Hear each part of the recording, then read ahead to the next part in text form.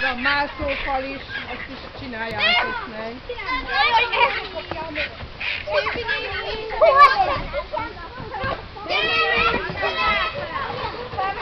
Gyere, Tamara!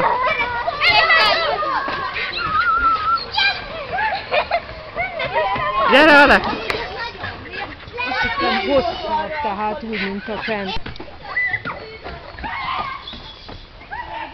Ne fáj a kezed! De itt van a maszka! Na, felmegyek!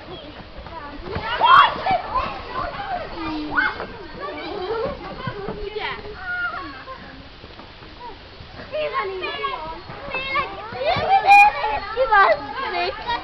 Gyerünk, Dori!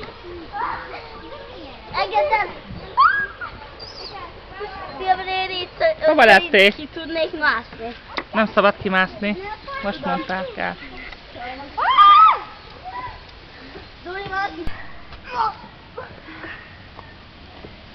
Ez az. Ügyes! Szuper! Bors is hát Anna. De onnan neki már nem jó, mert leér a lába. Szuper! És is feltölti majd a Facebookra, hogy anya is látta. Akkor az számolás. Sanyi? Videóhoz most hova megyünk? Anna, gyere, megyünk el. Anna, gyere, megyünk el. Hát de kihagy. Kihagysz egy csomót. Mehetsz, és utána megyünk. Annak már nem elszem, már így is. Jaj! Meg vagy? Nem. Nem is drót, milyen vékony, nem is vastag. Na, próbáljátok meg egyszerre háromra. Egy! 2, 3. Hajrá! Húzzátok!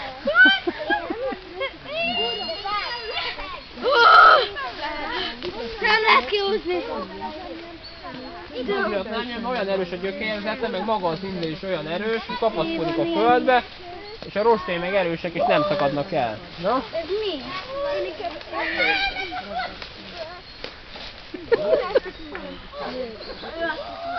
Úgy látom a vizért fogok. Menjünk, hajrá, Hanna! Ne szakadjon. Jaj!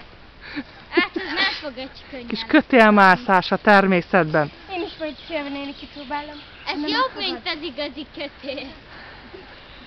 Ja, csak sokkal nehezebb. Jó, hagyjuk.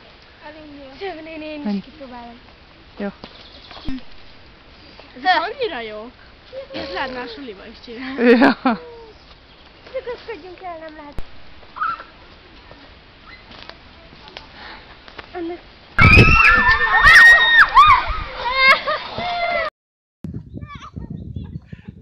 Gyerünk, Anna! Libikóka!